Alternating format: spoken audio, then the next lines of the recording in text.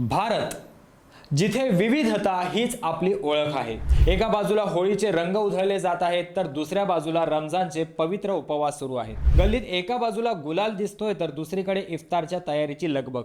खऱ्या अर्थानं हा फूड एक्सप्लोरेशन आणि संस्कृतींच्या देवाणघेवाणीचा काळ आहे। पण याच उत्साहाच्या वातावरणात दिल्लीतील उत्तम नगरमधून एक सुन्न करणारी बातमी समोर येते। एका क्षुल्लक वादातून 26 वर्षाच्या युवकाची हत्या केली जाते, ज्याचं नाव आहे तरुण कुमार।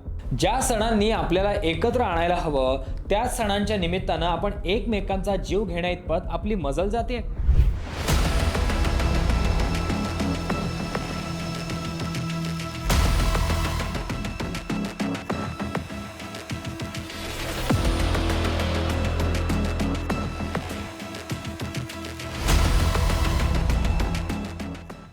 या जवान बच्चा मार दिया जी उन्होंने, अब क्या कर सकते हैं हम। एक एक व्यक्ति को चुन करके माँ को मारा, पिता को मारा, बच्चों को मारा, चाचा को मारा, ताऊ को मारा। होळीच्या दिवशी एका लहान मुलीनं चुकून फेकलेला पाण्याचा फुगा एका महिलेला लागला।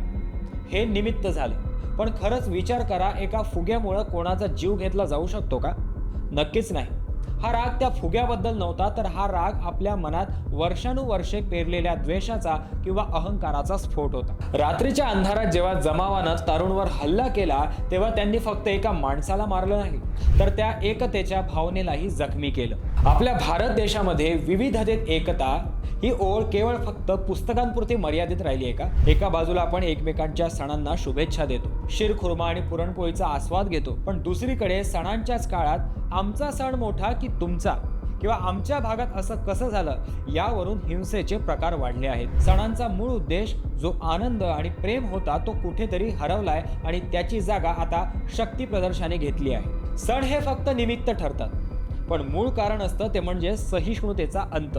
एकमेकांबद्दलचा अविश्वास, सोशल मीडिया आणि चुकीच्या माहितीमुळे दोन समुदायांमध्ये भीती आणि अविश्वासाचं वातावरण तयार झालं आहे। अहंकार, माझ्या सणावेळी तू असं कसं केलंस, हा अहंकार संवादाची दारे बंद करतो आणि परिणाम आज तरुणच्या घरात सूतक आहे। पण विचार करा, ज्यांनी हे केलं त्यांच्याही घरात आता कायमचा अंधार झाला आहे।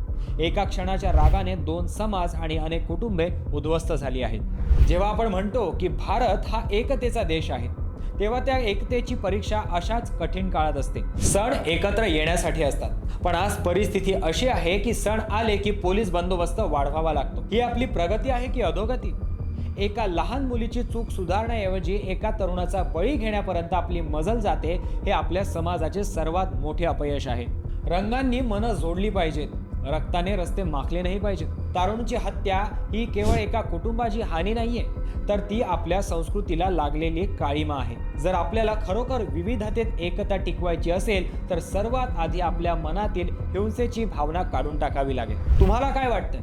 सण साजरे करताना आपण आपला संयम का गमावतोय? ही कट्टरता थांबवण्यासाठी आपण सामान्य नागरिक म्हणून काय करू शकतो? कॉमेंट्समध्ये आपल्या प्रतिक्रिया, आपले विचार नक्की मांडा। जागरूक रहा, माणुसकी जपा।